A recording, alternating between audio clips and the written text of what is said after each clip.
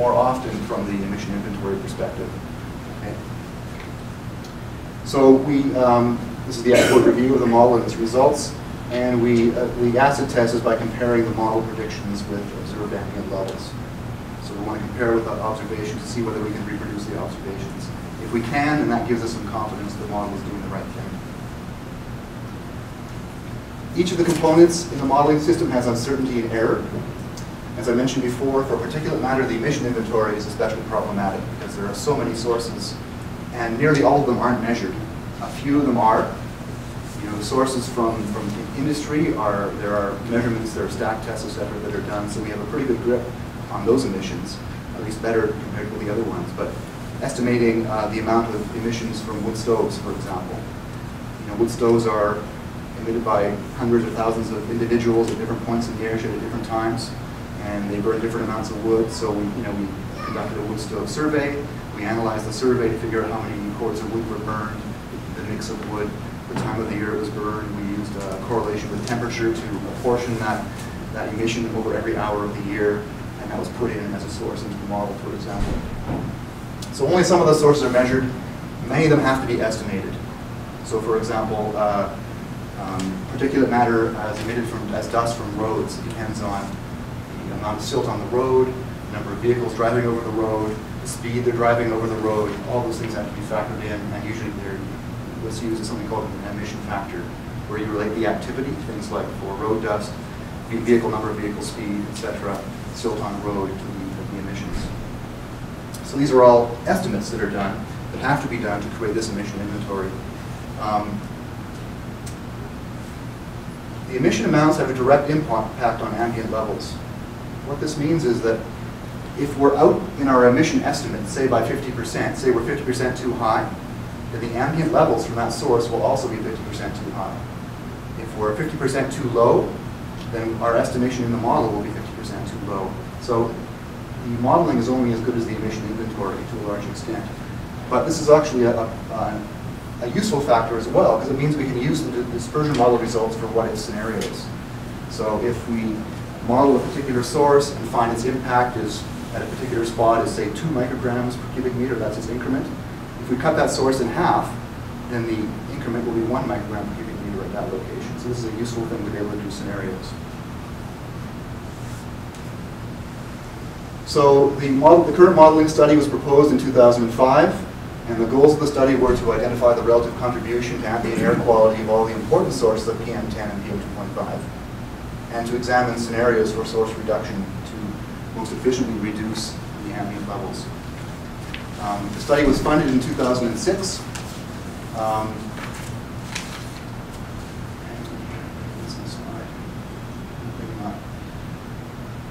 The study we've done is actually a fairly complex study because we're trying to model all the sources. As I mentioned before, usually when dispersion modeling is done, it's done for a single facility, and a new plant is proposed or whatever. And so it may only have 10 or 15 sources in that particular plant. So modeling 10 or 15 sources isn't too difficult. The current modeling study models over 1,500 sources. So there are many, many sources we have to model here. It's much more complex. We knew at the outset that because of the nature of the emissions, and particulate matter emissions, that in order to get an answer we would be happy with, it would have to be an iterative process that would take time. It would have to go back and forth between the experts in the research working group who know the airshed and understand the characteristics, and the modeler who's actually conducting the study. We decided at the outset of the project that we wanted to, because we knew it had to be iterative, the only sensible way of doing that would be to actually hire a modeler and have them on payroll so we can go back and forth. Normally when this is done, it's done with a contract. You have a contract with a consulting firm. The firm will, for a fixed amount of money, will give you the result that you ask for. Not the result you ask for, but they'll do the work that you specify in your contract.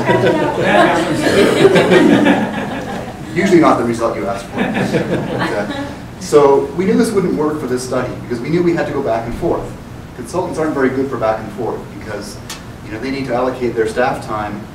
Their budget has got so many hours of work in it, and if you go back and forth 10 times, you're going to blow all the hours they can allocate to the problem. So we knew that this would be a problem. So in the initial stages of the study, we hired a modeler, and that was John Spagnell. He was hired at the university to work on this.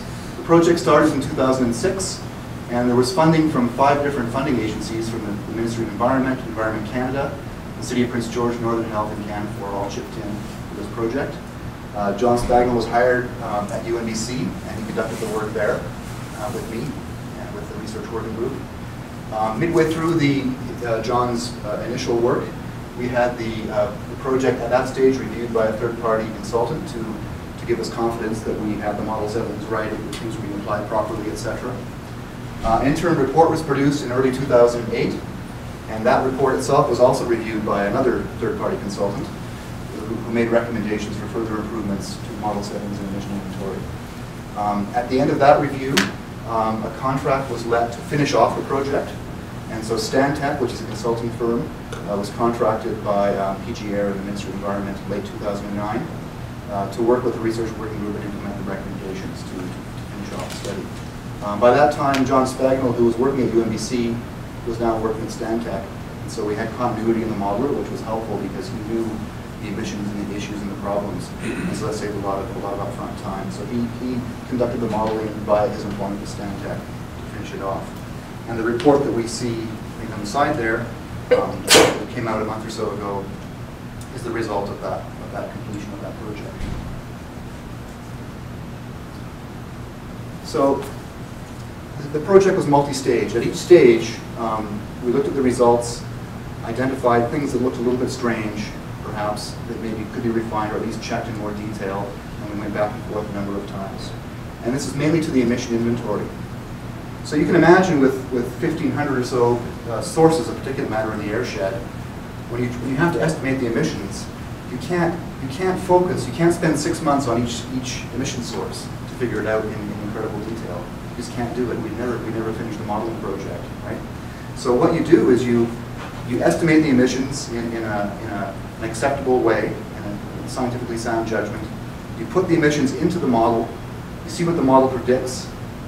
If it's a 1% source, a 1% contribution to ambient air quality, you don't really care if you're 2 times too high or 2 times too low, because it doesn't matter. It goes from a 1% to a 2% or a 1% to a 0.5% source.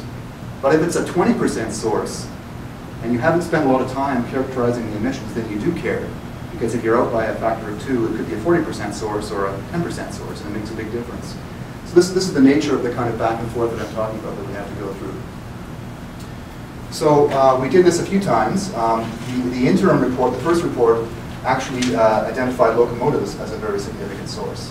They're still important, but when they were so large downtown, we went back and spent a couple of months looking in detail at the activity of locomotives, when they're running, the type of equipment they had, etc., and fine-tuned their emissions so that the final emissions we put into the next iteration were about 25% of what they were in the first iteration, just by looking in more detail at those emissions. The current model predictions that we have are the best we've had to date for this airshed. There's no doubt about that. They're the best characterization of the contribution of the specific source to ambient levels in Prince George. The report that we have right here has been is under review. Has been reviewed and continuing to be reviewed by the research working group. And a number of limitations were identified by the research working group and also by Stantec themselves in their report.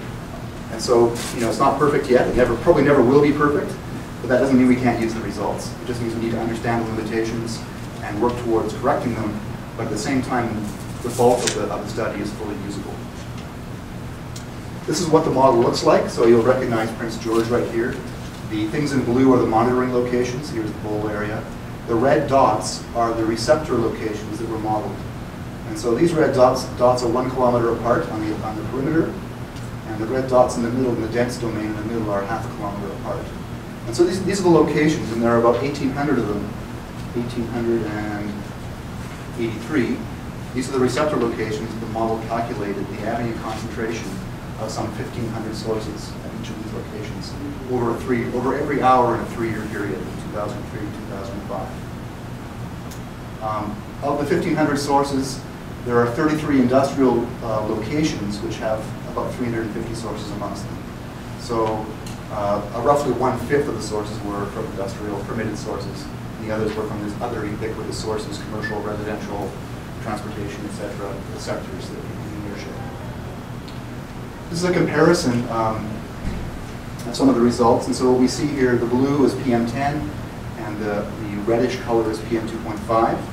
And we've got the plasma monitoring location here, plasma predicted PM10, plasma measured over here. So this is the annual average for the average of these 3 years, 2003 to 2005. So quite close for PM10, a little bit low for PM2.5, for example.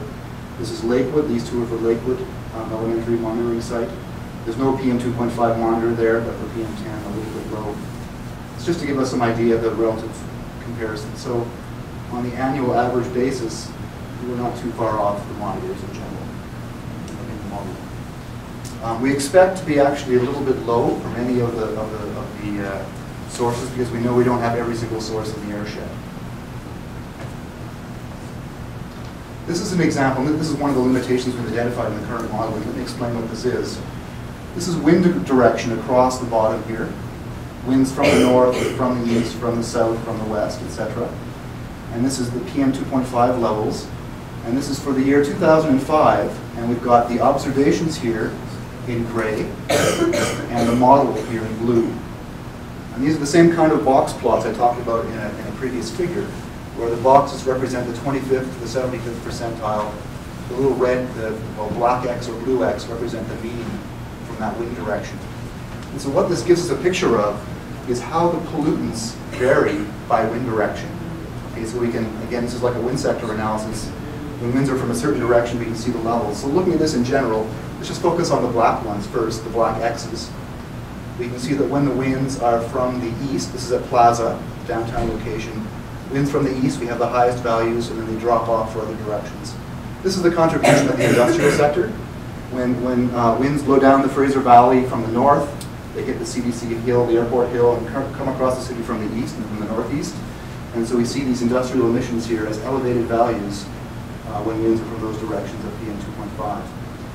Now the interesting thing here, so this is comparing the model with the measurements. The measured is in black, the model is in blue. For most wind directions, they match very closely actually. The distribution is similar, the mean value, the median values are quite similar. But there's a bit of a bias when winds are from the east and the northeast. We've got, the observations are showing higher values in both the median, the mean, and the higher percentiles than the model is predicting. So there's a bit of an issue, there's a bit of a bias in the model results with representing the pollutants from the industrial sources. We're a little bit low. And we think that's probably due to the meteorological model. Dennis Fudge with the Ministry of Environment has been doing some tests. And we think we probably aren't resolving in the meteorological model those winds coming down the valley, being deflected by the airport hill and coming across from the east. The model isn't doing a very good job of that, so we're underrepresenting these sources. The other possibility is that there are sources that aren't modeled as well. There could be missing sources from the industrial sector or from that direction, which we don't have in the model. We don't know that for sure, but we think it's more to do with the meteorological model. So this is something to keep in mind, that the results are probably underrepresenting the particulate matter from that sector right now. So generally, we think the model is performing quite well. Sometimes over-predicting, but usually under-predicting. And under-predicting is okay because we know we don't have every single source in the model. We think there seems to be a bias for the downtown area with winds from the east because we're probably not resolving the airflow quite right in the model. There's also some uncertainty in the use of background levels. So we know that if none of us lived here, there were no developments in Prince George, there would still be particulate matter in the airshed. And it's coming from natural sources, from silt, from roadways, from whatever, not just roadways, but from the natural environment, because of the nature of the soil, etc. around here. The background levels that we get, that we use in the model, were actually from a location in northern Alberta, which was a fairly clean site without much development. So we've applied those background levels to Prince George. They may or may not be accurate, so that's another source of uncertainty. There's also uncertainty in the measurements. Now I mentioned the change in the monitor in 2004 affected the values. Well, the monitors, different monitoring technology gives you a different value for particular matter, so there's some uncertainty in the measurements as well. So these are some results from the model, and this is predicted PM2.5 from the model for the years 2003 to 2005 at the Plaza location. And so here are the permitted users. Here, these are the industrial, 33 industrial emitters. Commercial heating, commercial miscellaneous, commercial dust. This is dust sources. Restaurants are this sector right here. Residential heating, this includes